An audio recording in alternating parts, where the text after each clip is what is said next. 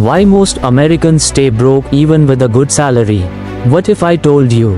There are millions of people in America earning over $100,000 a year. Yet they still feel stressed about money every single month.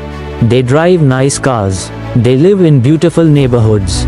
They own the latest smartphones. From the outside, their lives look perfect. But behind the scenes, they're one paycheck away from panic. If they lose their job tomorrow, their entire lifestyle could start falling apart within months. So here's the real question. Why do so many people with good salaries never become truly wealthy? Is it because they don't earn enough?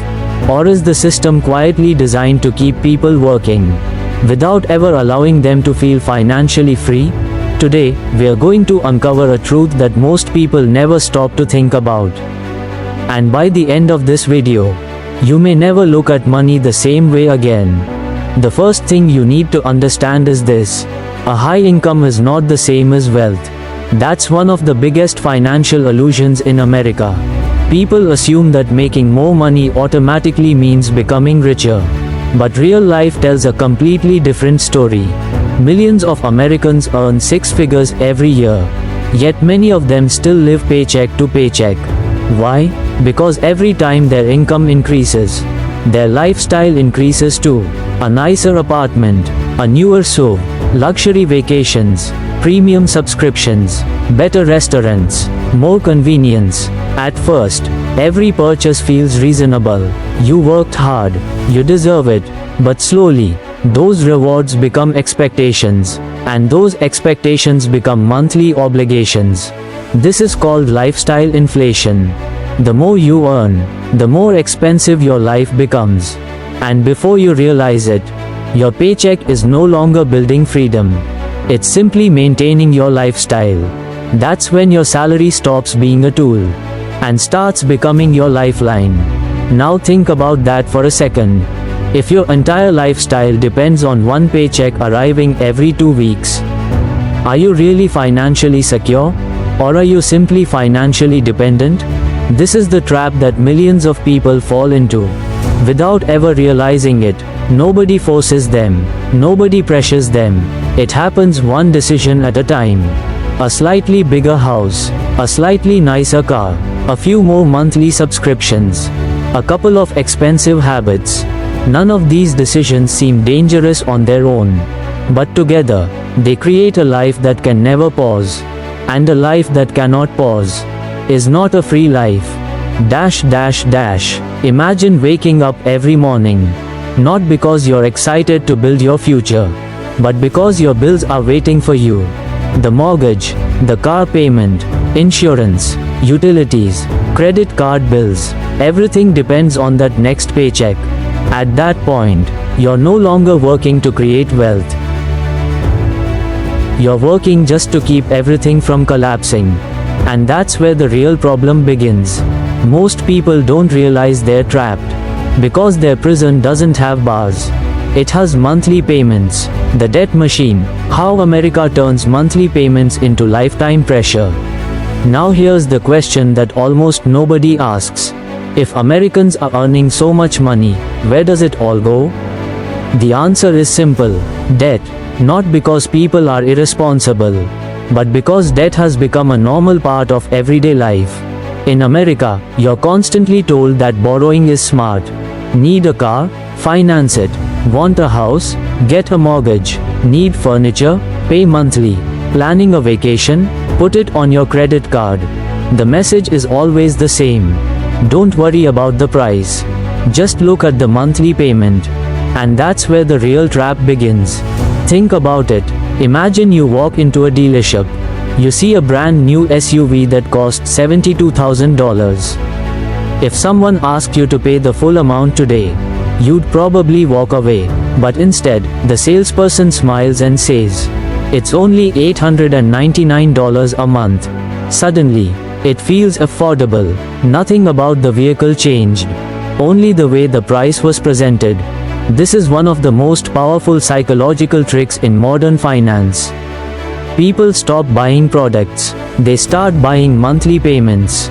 And once you begin thinking that way, everything becomes a subscription. Your car, your home, your phone, your streaming services, your gym membership, your insurance, your internet, even your furniture. Little by little, your future income gets promised away before you even earn it. By the time your paycheck arrives, most of it already belongs to someone else. Now ask yourself, if your paycheck disappears next month, how many of those payments would stop? Probably none. The bills don't care if you're having a bad month. The mortgage still arrives. The credit card statement still arrives. The insurance company still expects payment. And that's when fear quietly enters the picture.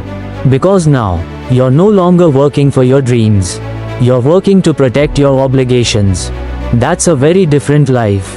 Here's something most people never notice. The system doesn't actually want you to become financially independent. It wants you to become a reliable consumer. Think about the advertisements you see every day. Upgrade your phone, lease a newer car, remodel your kitchen, buy a bigger TV, take another vacation. Everything is designed to encourage one behavior: consume more. Because every time you spend, someone else earns. That's why companies don't ask, "Can you truly afford this?" They ask, "Can you manage the monthly payment?" Those are two completely different questions. One protects your future, the other protects their profits. Now let's talk about credit cards. Many people think credit cards are the problem. They're not. The real problem is behavior.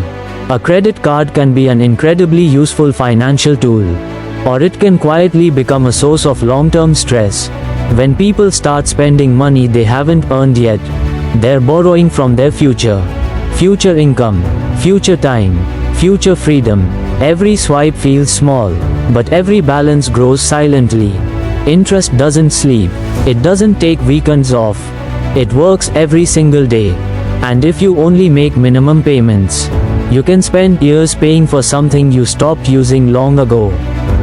That's why debt is so powerful. It doesn't just cost money. It costs options. Because the more debt you carry, the fewer choices you have. You can't easily quit a toxic job. You can't take time off. You can't start something new without fear. Debt quietly becomes the boss of your decisions. Here's the irony. The wealthiest people don't buy everything they can afford. They protect one thing above all else: freedom. Freedom to say no. Freedom to walk away. Freedom to wait. Freedom to choose. Because real wealth isn't measured by what you own. It's measured by how much control you have over your life. And control begins the moment your monthly obligations stop controlling you. The mindset that separates wealth builders from high earners. Now comes the biggest question. If everyone lives in the same economy, why do some people quietly build wealth while others stay trapped for decades? The answer isn't luck, it isn't talent, and it isn't even income. The biggest difference is mindset. Most people believe that the moment they earn more, they deserve to spend more. A bigger paycheck becomes permission for a bigger lifestyle.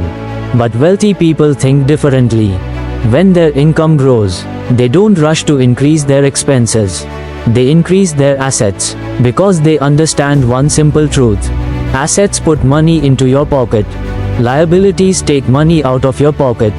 And over time, that small difference changes everything. One person buys things that create future income.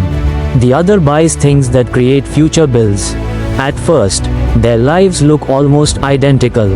But 5 years later, one has freedom, the other has more payments.